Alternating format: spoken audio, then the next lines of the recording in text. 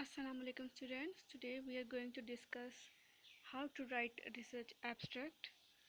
तो हम देखेंगे कि रिसर्च आर्टिकल में एब्स्ट्रैक्ट कैसे लिखते हैं। एब्स्ट्रैक्ट जो है वो रिसर्च आर्टिकल का एक एलिमेंट है और रिसर्च का एक इम्पॉर्टेंट पार्ट है। एब्स्ट्रैक्ट पढ़ के ही रीडर्स जो है वो अंदाज़ा लगाते हैं कि आपका जो आर्टिकल है ये किस बारे में है, इसमें क्या कुछ डिस्कस किया गया है, इसकी इम्पोर्टेंस क्या है। तो आप देखते हैं कि एब्स्ट्रैक्ट हम लिखते कैसे हैं। तो इसमें देखेंगे एब्स्ट्रैक्ट की मूव्स और सब मूव्स।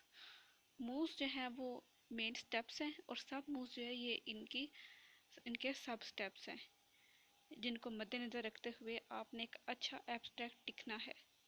तो पहला मूव क्या है जी, इंट्रोडक्शन। इसमें क्या है, इसमें 4 पॉइंट्स हैं ABCD। देखते हैं पहला क्या है, provide context, background of the research. आपने कॉन्टेक्स्ट बताना है, बैकग्राउंड ऑफ द रिसर्च बतानी है। उसके बाद identify the motivation for the research, आपकी मोटिवेशन क्या है रिसर्च के लिए, आप क्यों रिसर्च कर रहे हैं। फिर तीसरा पॉइंट है इसमें कि एक्सप्लेन द सिग्निफिकेंस और centrality of the research focus, यानी कि आपकी जो रिसर्च है इसका सिग्निफिकेंस क्या है, इसकी सेंट्रलिटी क्या है, इसकी इंपॉर्टेंस क्या है।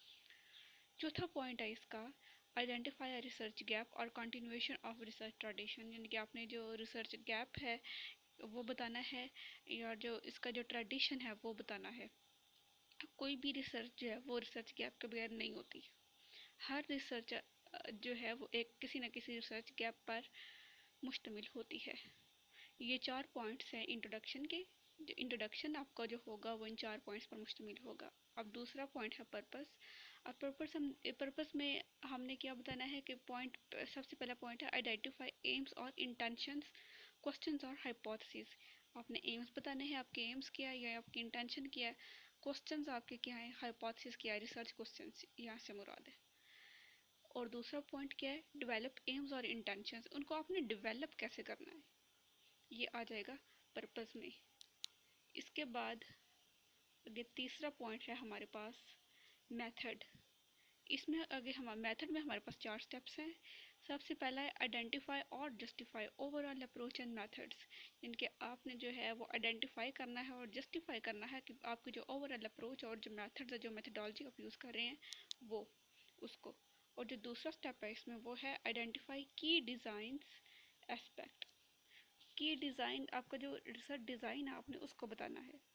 और तीसरा पॉइंट है इसमें आइडेंटिफाई डेटा सोर्स या सोर्सेज एंड पैरामीटर्स, आपके सोर्सेज क्या हैं। चौथा पॉइंट है आइडेंटिफाई डेटा एनालिसिस प्रोसेसेस, अब आप डेटा एनालाइज कैसे करेंगे वो सारे प्रोसेसेस आपने इसमें बताने हैं। चौथा पॉइंट है इसमें product, present main findings results of the key AIIMS questions, findings बतानी है, रिजल्ट ऑफ की एम्स बताने हैं, क्वेश्चंस।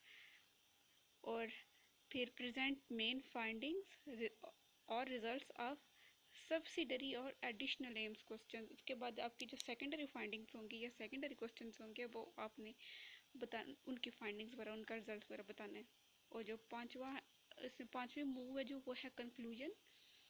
कंक्लूजन में 2 पॉइंट्स है हमारे पास। पहला क्या है, सजेस्ट सिग्निफिकेंस और importance of finding beyond the research, considering contribution to theory research and practice, इनके आपने बताना है कि आपकी जो रिसर्च है आप कर रहे हैं इंपॉर्टेंट क्यों है, इसका क्या सिग्निफिकेंस है, ये आने वाले वक्तों में आने वाले रिसर्चर्स के लिए क्यों इम्पोर्टेंट होगी, उनके लिए क्यों इम्पोर्टेंस रखेगी, उनके काम कैसे आएगी।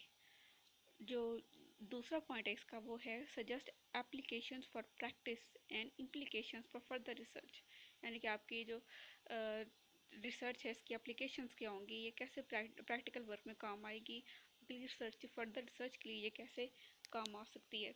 तो इसमें हमने डिस्कस किया एब्स्ट्रैक्ट, एक अच्छे एब्स्ट्रैक्ट में ये पॉइंट्स होने चाहिए। इंट्रोडक्शन में क्या है, पर्पस, कॉन्टेक्स्ट होना चाहिए, बैकग्राउंड होना चाहिए, मोटिवेशन होनी चाहिए, सिग्निफिकेंस सेंट्रलिटी ये बतानी है और रिसर्च गैप बताना है।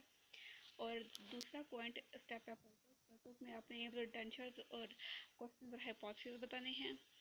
आगे आ गया है मेथड में आपने सारी की डिज़ाइन बतानी है, डाटा सोर्सेज बताने हैं, डाटा एनालिसिस प्रोसेसेस बताने हैं, ओवरऑल अप्रोच और मेथडोलॉजी बतानी है।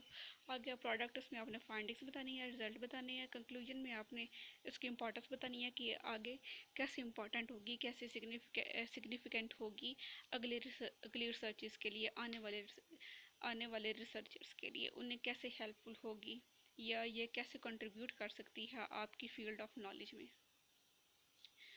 तो ये थे हमारे पास, ये पॉइंट्स हैं हमारे पास अच्छी एब्स्ट्रैक्ट लिखने के लिए। अगर आपके माइंड में कोई क्वेश्चन हैं या आपको समझ नहीं आया कुछ भी, तो आप कमेंट सेक्शन में बता सकते हैं। मुझे उम्मीद है आपको समझ आ गई होगी, और लेकिन फिर भी अगर आपका कोई क्वेश्चन है तो आप फील फ्री टू कमेंट, मैं आपको समझा दूंगी, ऐसी कोई बात नहीं है। और अगर वीडियो पसंद आ जाए तो प्लीज़ आप लाइक कीजिएगा और चैनल को सब्सक्राइब कीजिएगा। Thank you so much.